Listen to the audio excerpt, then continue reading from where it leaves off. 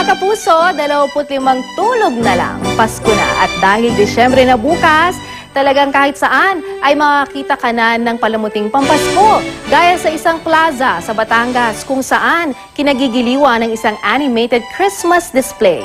Makibalita tayo kay Ana Marie Fuderana.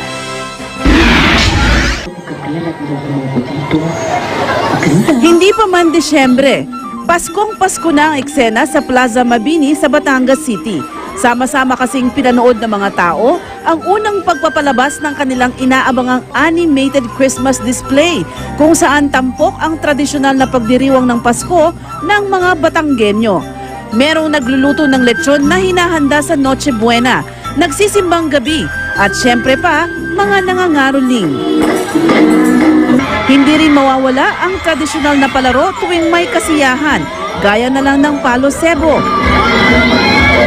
Meron ding gumagalaw na imahe ng Holy Family at ang tradisyonal na Belen. Lalo pang nagpasigla ng paligid ang Christmas tree na ito na 30 talampakan ng taas. 2,000 LED lights ang ginamit para rito. At ang mga tao game na nag-selfie sa harap ng higanting puno.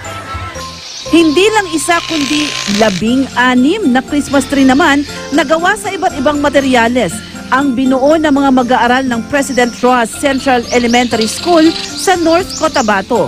Merong gawa sa bulaklak at sanga ng nyog, kawayan o kaya na may pinatuyong dahon at bunga ng mahogani.